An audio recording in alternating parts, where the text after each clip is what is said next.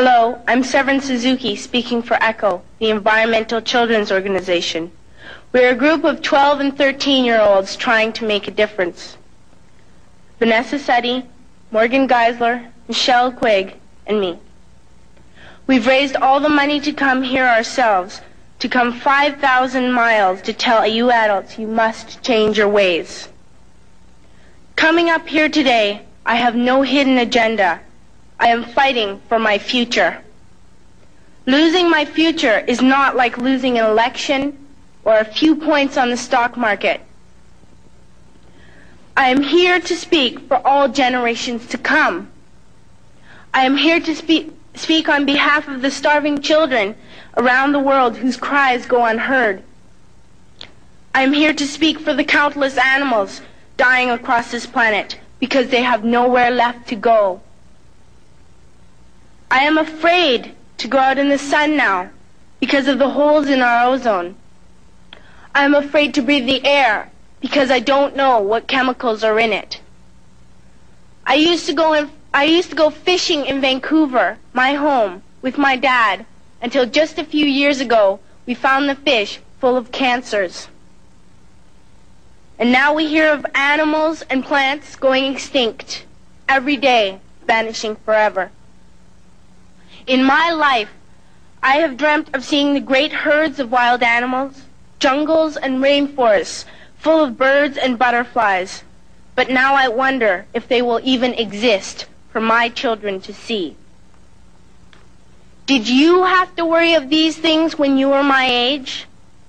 All this is happening before our eyes, and yet we act as if we have all the time we want and all the solutions. I'm only a child, and I don't have all the solutions. I want you to realize, neither do you.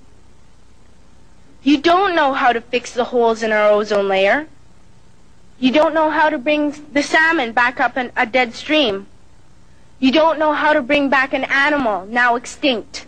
And you can't bring back the forest that once grew where there is now a desert.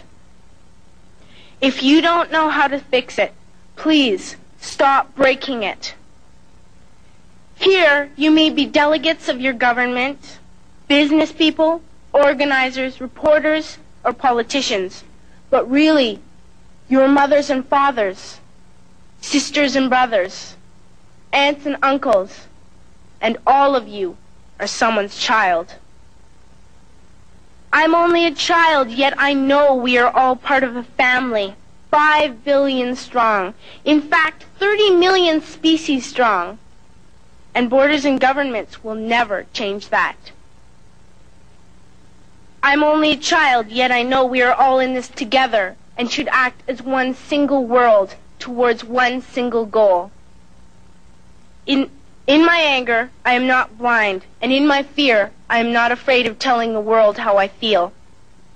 In my country, we make so much waste. We buy and throw away, buy and throw away, buy and throw away, and yet northern countries will not share with the needy. Even when we have more than enough, we are afraid to share.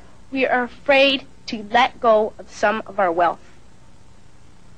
In Canada, we live the privileged life, with plenty of food, water, and shelter. We have watches, bicycles, computers, and television sets. The list could go on for 2 days.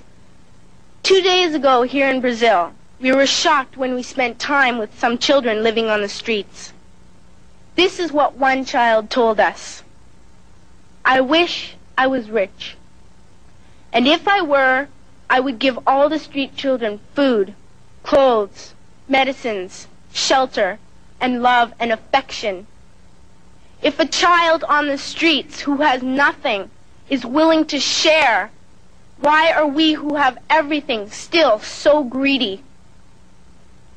I can't stop thinking that these are children my own age, that it makes a tremendous difference where you are born.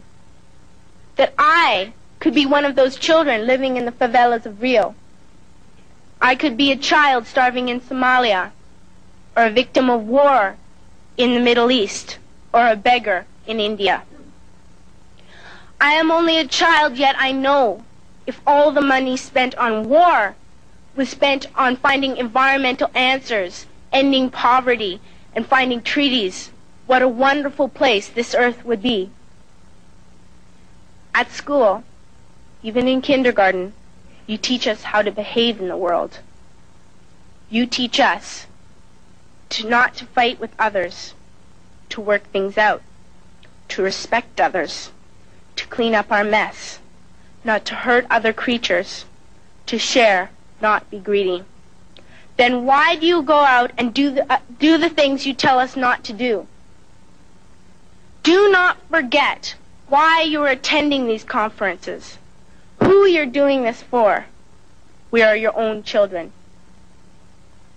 You are deciding what kind of a world we are growing up in. Parents should be able to comfort their children by saying, everything's going to be all right. It's not the end of the world, and we're doing the best we can. But I don't think you can say that to us anymore. Are we even on your list of priorities?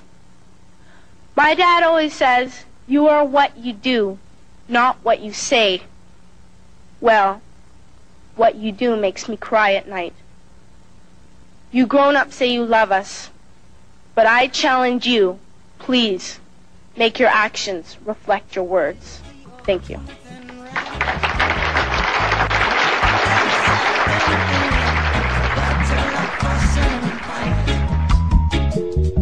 Protect your children